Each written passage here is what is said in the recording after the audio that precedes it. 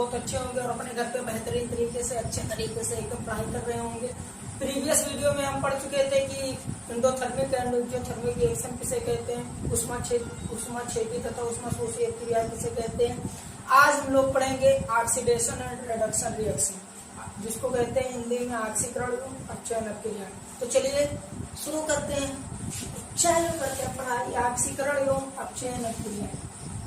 ऑक्सीकरण एवं अपचयन क्रियाओं को जानने से पहले हमें सबसे पहले ये जान ले कि ऑक्सीकरण संख्या किसे कहते हैं। तो आइए हम लोग पहले जानते हैं कि ऑक्सीकरण संख्या किसे कहते हैं। ऑक्सीकरण संख्या क्या है बाबू? ऑक्सीकरण संख्या किसे कहते हैं? किसी परमाणु के, आसान भाषा में समझ सकते हैं, किसी परमाणु के अंतिम कोश से जो इलेक्ट्रॉन को त्याग करता है या जितने इलेक्ट्रॉन को ग्रहण करता है उस संख्या को हम कहते हैं ऑक्सीकरण संख्या। जैसे आप लोग क्लास 9 में पढ़े होंगे कि मान लो ये सोडियम है, सोडियम का जो परमाणु क्रमांक होता है 11 होता है और सोडियम के पहले कोश में 2 इलेक्ट्रॉन, दूसरे में 8 और तीसरे में 1 इलेक्ट्रॉन। कोई भी तत्व क्या चाहता है कि हमारा अंतिम कोश में जो हो, हमारे अंतिम कोश में 8 इलेक्ट्रॉन रहे, हमारा स्टेप हमेशा कंप्लीट रहे। अगर नहीं कंप्लीट रहता है तो वो 1 इलेक्ट्रॉन को या तो त्याग देता है, मतलब जितना अंतिम कोश में उसके इलेक्ट्रॉन रहता है उसको या तो त्याग देता है या तो अपना स्टेप कंप्लीट करने के लिए इलेक्ट्रॉन को ग्रहण करता है। तो वही जितने इलेक्ट्रॉन को त्यागता है या जितने इलेक्ट्रॉन को ग्रहण करता है वो जो संख्या होती है उसी को कहते हैं ऑक्सीकरण संख्या। जैसे सोडियम के अंतिम कोश में 1 इलेक्ट्रॉन है। अब सोडियम क्या चाहता है कि हमारा स्टेप कंप्लीट रहे, लेकिन सोडियम के अंतिम कोश में 1 इलेक्ट्रॉन है, 7 इलेक्ट्रॉन की इसे आवश्यकता है, लेकिन 7 इलेक्ट्रॉन को ग्रहण करने में बहुत कठिनाई होगी, इसलिए ये क्या करते हैं 1 इलेक्ट्रॉन को त्याग देते हैं। तो ये 1 इलेक्ट्रॉन को त्यागेगा। अच्छा, जो इलेक्ट्रॉन को त्यागता तो कौन? जो धनी होता है उसका। तो जो सोडियम होता है वो 1 इलेक्ट्रॉन को क्या करता है बाबू? त्याग देता है। मतलब सोडियम 1 रुपए का क्या है? धनी है, समझ सकते हो। मतलब सोडियम 1 इलेक्ट्रॉन को त्यागेगा तो इसमें +1 चार्ज आएगा। तो मतलब इसकी जो ऑक्सीकरण संख्या होगी +1 होगी। कितनी होगी बाबू? +1। या जैसे एक और देख लेते क्लोरीन। क्लोरीन का परमाणु क्रमांक होता है 17। पहले कोश में 2 इलेक्ट्रॉन, दूसरे में 8, तीसरे में 7। अब ये क्लोरीन क्या चाहता है अपना स्टेप कंप्लीट करने के लिए कि ये 1 इलेक्ट्रॉन किसी से ले ले। तो क्लोरीन क्या करता है? 1 इलेक्ट्रॉन क्या करता है? ग्रहण करता है, किसी से लेता है।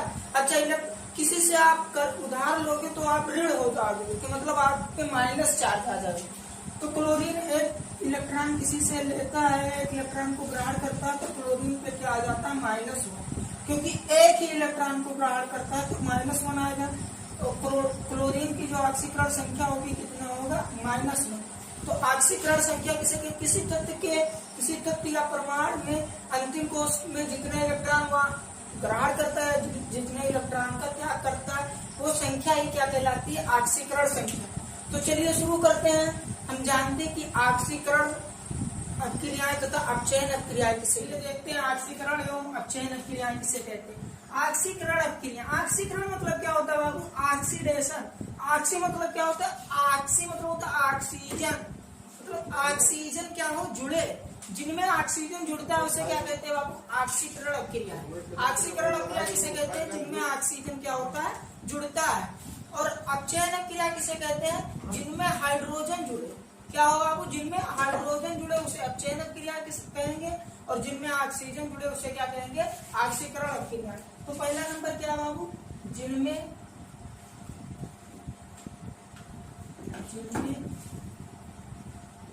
ऑक्सीजन जुड़ता है उसे ऑक्सीकरण क्रिया कहते हैं। अपचयन क्रिया जिनमें हाइड्रोजन जुड़ता है। तो पहला नंबर क्या है कि जिनमें ऑक्सीजन जुड़ता है उसको कहते हैं ऑक्सीकरण क्रिया, और जिनमें हाइड्रोजन जुड़ता है उसको कहते हैं अपचयन क्रिया। जैसे फॉर एग्जाम्पल कोई भी रिएक्शन होता है बाबू, उसमें जितना प्लस में होता है उतना ही माइनस होता है। जैसे कोई भी कंपाउंड जब आपस में बनते हैं, कंपाउंड मतलब 2 या 2 से अधिक पदार्थ जो आपस में मिलेंगे तो उसे कंपाउंड कहते हैं। तो 2 पदार्थ जो आपस में मिलेंगे वो हमेशा एक प्लस वाला होगा और एक माइनस वाला हो, और जितना प्लस होगा उस पे उतना ही माइनस चार्ज दूसरे कंपाउंड का होगा, तभी दोनों आपस में क्या होंगे, जुड़ेंगे। कोई भी रिएक्शन होगा जितना प्लस होता है उतना ही माइनस वाला होता है, तभी दोनों आपस में क्या होते हैं, अट्रैक्ट होते हैं।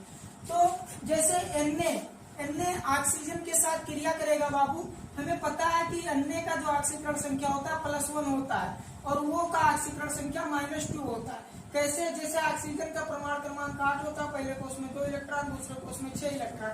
अब कोई भी तत्व क्या चाहता है कि हमारे अंतिम कोष में 8 इलेक्ट्रॉन रहे, तो ऑक्सीजन भी कहेगा भैया हमको कंप्लीट करो।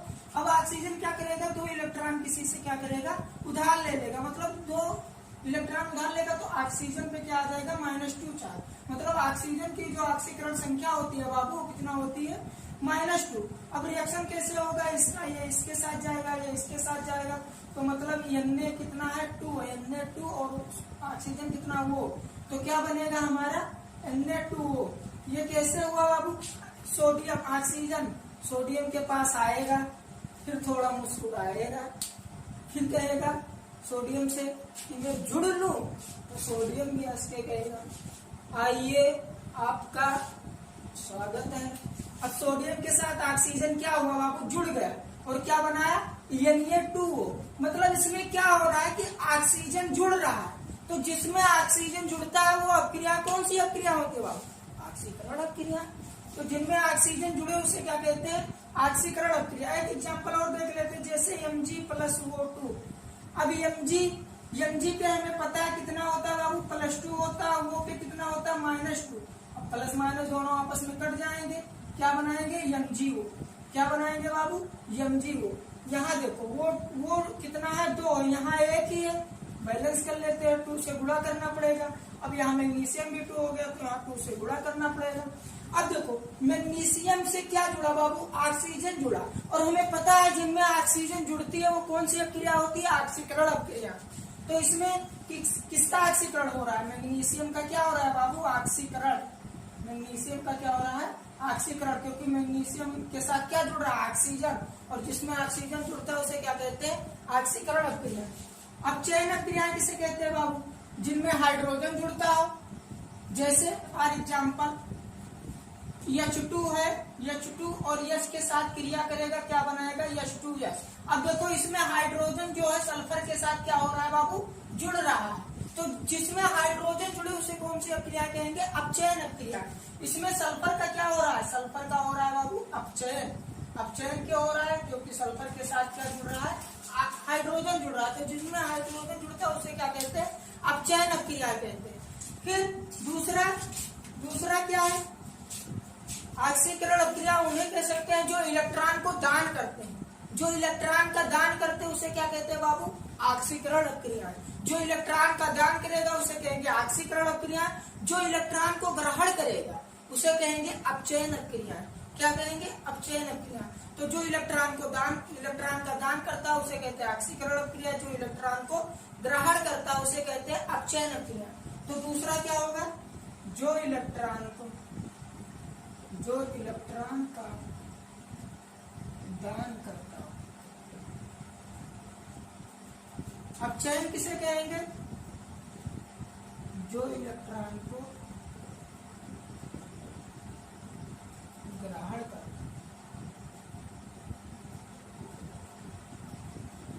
आप लोग स्क्रीनशॉट ले लीजिए, आई होप कि आप लोग स्क्रीनशॉट ले होंगे। तो चलिए देखते हैं इसके आगे तीसरा पॉइंट देखते हैं। तीसरा पॉइंट क्या हम देख चुके थे कि जिसमें ऑक्सीजन जुड़ता है उसे ऑक्सीकरण अपक्रिया कहते हैं, जिनमें हाइड्रोजन जुड़ता है उसे अपचयन अपक्रिया कहते हैं। तीसरा हम देखेंगे कि जिनमें हाइड्रोजन को बाहर निकाला जाता है, जिनमें हाइड्रोजन बाहर निकलता है उसे कहेंगे ऑक्सीकरण अपक्रिया, और जिनमें ऑक्सीजन बाहर निकलता है उसे कहेंगे अपचयन अपक्रिया। तो तीसरा नंबर क्या होगा बाबू, जिनमें हाइड्रोजन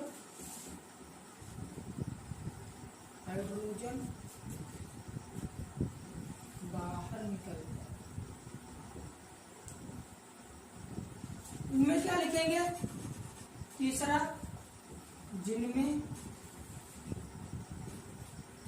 ऑक्सीजन बाहर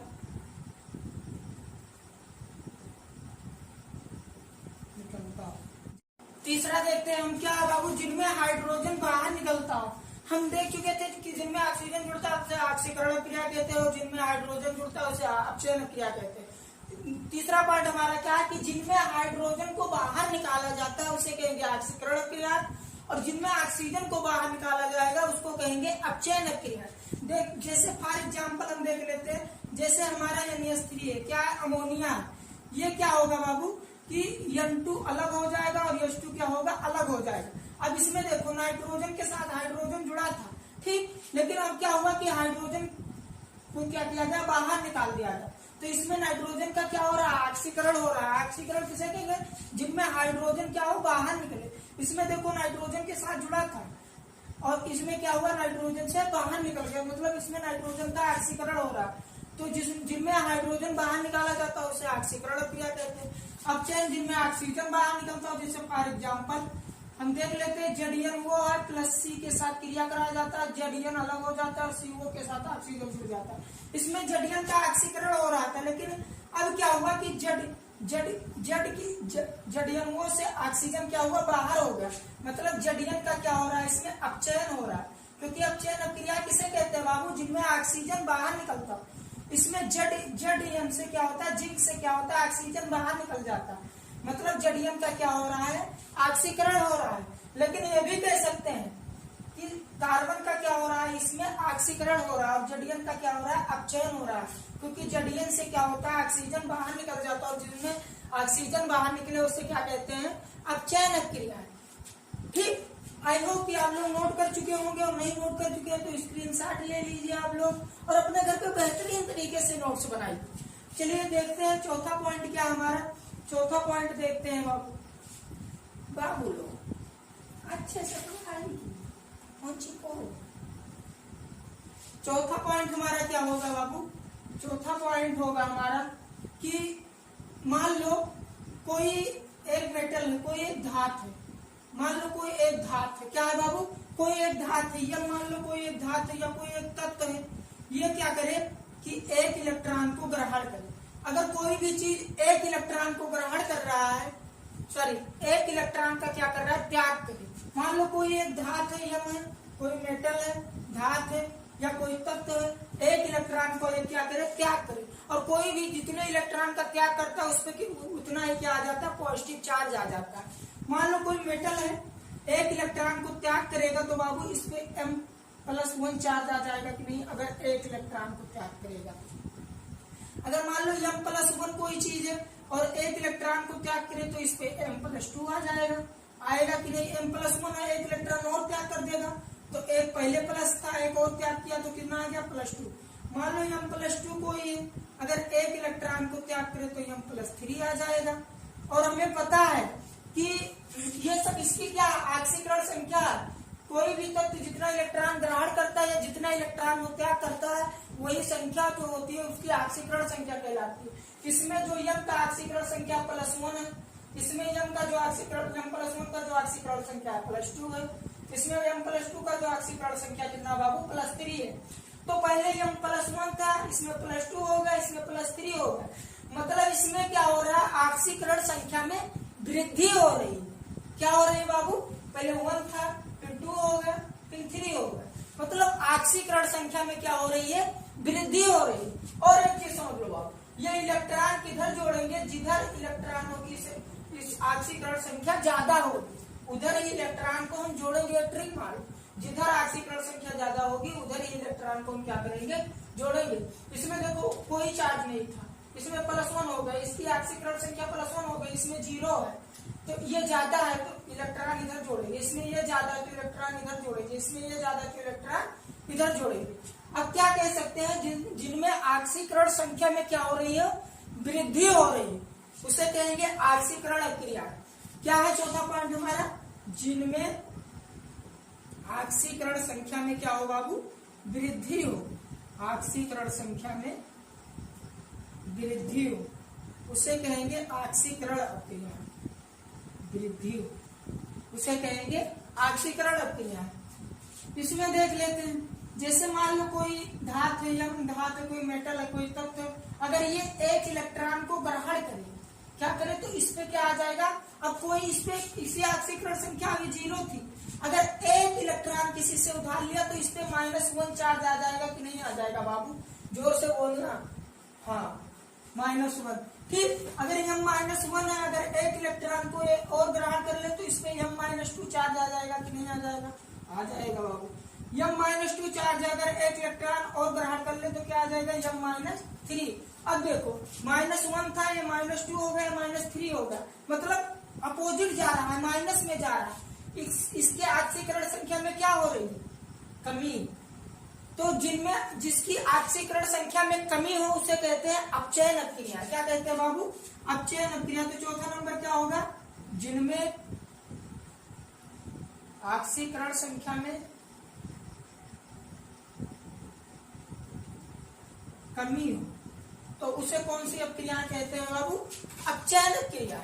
आई होप कि आप लोगों को ये दोनों रिएक्शन समझ में आया होगा। अब हम लोग पढ़ेंगे रेडॉक्स अपक्रिया। रेडॉक्स अपक्रिया किसे कहते हैं, हमें पता है ऑक्सीकरण अपक्रिया जिसको इंग्लिश में कहते हैं ऑक्सीडेशन रिएक्शन, और होता है अपचयन अपक्रिया जिसको इंग्लिश में कहते हैं रिडक्शन रिएक्शन। तो हम ये लोग पढ़ चुके हैं, आई होप कि आप लोग लिख चुके होंगे। और अब शुरू करते हैं, हम लोग पढ़ते हैं रेडॉक्स अपक्रिया किसे कहते हैं। अच्छा एक चीज और समझ लो, एक होता है ऑक्सीकारक पदार्थ और एक होता है अपचायक पदार्थ।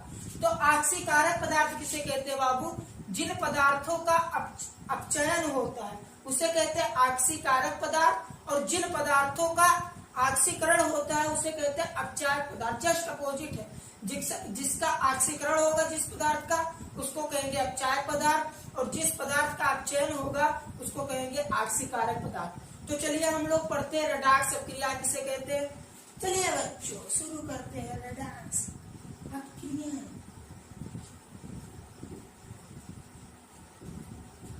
रेडॉक्स अपक्रिया क्या है बाबू, रेडॉक्स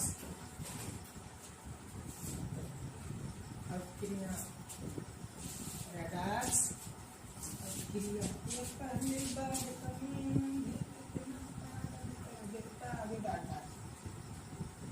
रेडॉक्स अपक्रिया।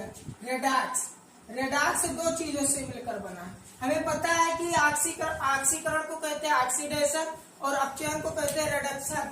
तो रेडॉक्स दो चीजों से बना है। रेड मतलब क्या होता है, रिडक्शन। क्या होता है बाबू, रिडक्शन। और रिडक्शन को हिंदी में क्या कहते हैं, अपचयन।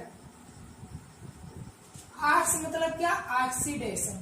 क्या बाबू, ऑक्सीडेशन, जिसको हिंदी में कहते हैं ऑक्सीकरण। तो रेडॉक्स क्रिया किसे कहते हैं बाबू, जिनमें ऑक्सीकरण तथा अपचयन दोनों होता हो, साथ साथ होता हो। जिनमें ऑक्सीकरण और अपचयन दोनों साथ साथ होता हो उसे कहते हैं रेडॉक्स क्रिया। क्या कहते हैं बाबू, रेडॉक्स क्रिया। मतलब रेडॉक्स क्रिया दो चीजों से मिलकर, रेड मतलब रिडक्शन जिसको कहते हैं अपचयन, ऑक्स मतलब ऑक्सीडेशन जिसको कहते हैं ऑक्सीकरण। जिनमें ऑक्सीकरण एवं अपचयन क्रियाएं दोनों साथ साथ होती है उसको कहते हैं रेडॉक्स क्रिया। तो चलिए लिखते हैं बच्चों रेडॉक्स क्रिया। वह क्रियाएं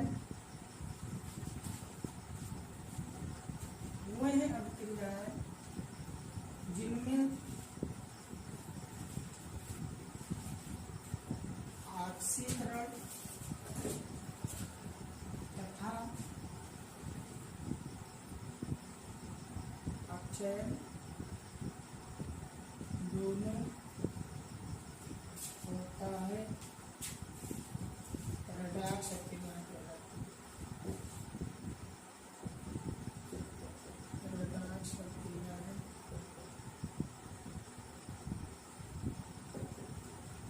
कहलाती है जिनमें ऑक्सीकरण और अपचयन दोनों होता है उसे क्या कहते हैं बाबू, रेडॉक्स क्रिया। जैसे फॉर एग्जाम्पल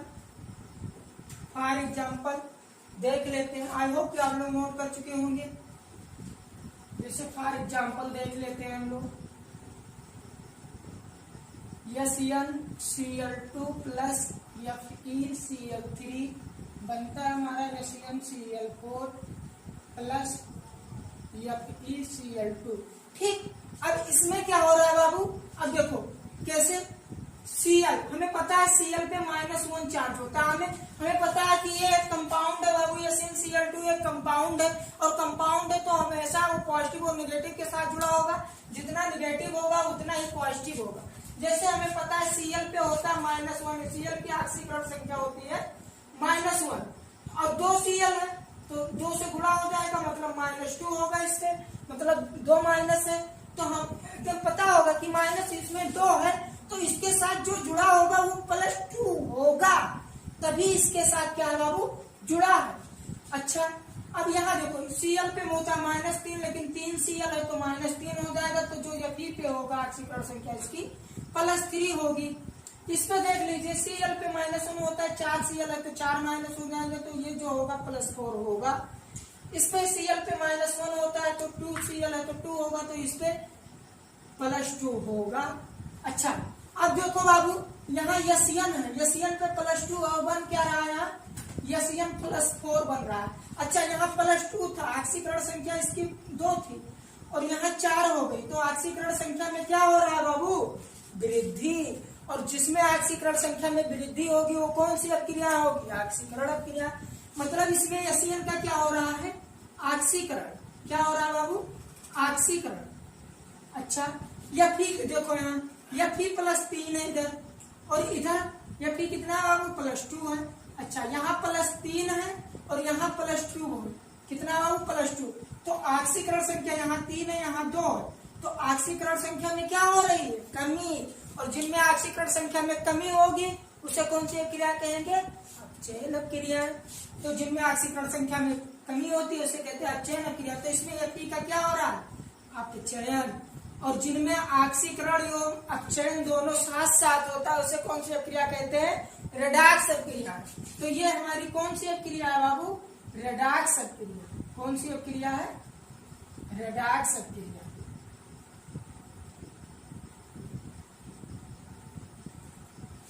तो आई होप कि आप लोगों को मजा आया होगा आज पढ़ के, ये रिएक्शन आपको आई होप की समझ में आया होगा। अब हम प्रीवियस वीडियो में पढ़ेंगे नेक्स्ट रिएक्शन और छेपड़ प्रेसिपिटेशन रिएक्शन किसे कहते हैं, उदासीनीकरण क्रिया किसे कहते हैं। आई होप कि आप लोगों को ये समझ में आया होगा। ठीक है, तब तक के लिए टाटा बाय बाय, ओके।